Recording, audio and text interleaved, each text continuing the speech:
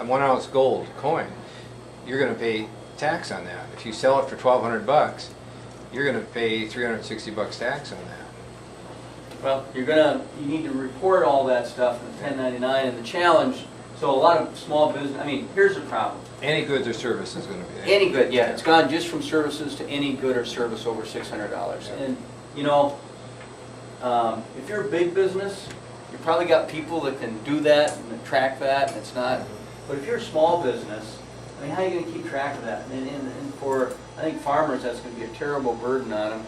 And then what happens is you spend, you know, who knows how much, $5 billion collecting all this stuff, then you send it to the federal government, and they're going to hire a staff of people to take this information and input it, and really the only purpose is from my perspective, they don't trust you. They don't trust that you're properly reporting things. See, they say it's the healthcare is neutral as far as the finances, you know, but you got $14 billion taxes is what they're saying this is going to be amount to. So it's not a neutral thing on our finances. It's got money's got to come from somewhere. Well, there's $14 billion right there. Yeah. Well, it's I mean, I've heard we have an interim committee that's looking at this healthcare, and it's very frustrating because people aren't providing you with the whole truth. You know, when they passed the healthcare bill, they said it was going to help the deficit, but of course they had a huge tax increase in there, and they didn't account for everything.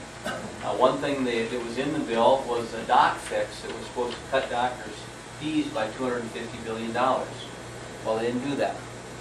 Another thing was the student loan that was in the healthcare bill that brought money in. The other thing we found out afterwards that they forgot to put the operational cost of $15 billion a year in the bill. Well, that's another $150 billion over a 10-year period. But the real problem is that's going to drive up health insurance costs here in North Dakota. According to Blue Cross and Blue Shield, it's going to increase group plans by about 7 to 10%, and it could increase individual plans by 75% to 100%.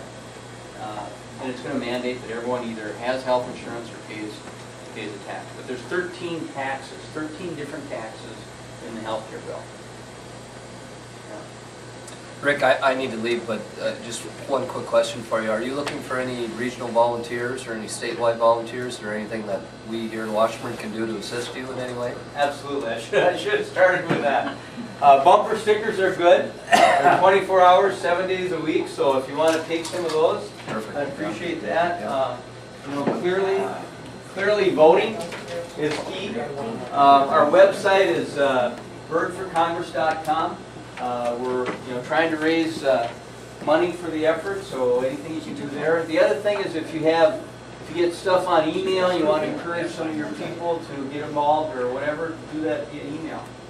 So, but with that, I know everyone's kind of busy, so I'll wrap it up, but I'll hang around if you have any questions. We can talk one-on-one. Thank you.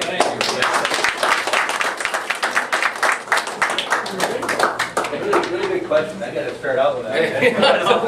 Ask people for their vote.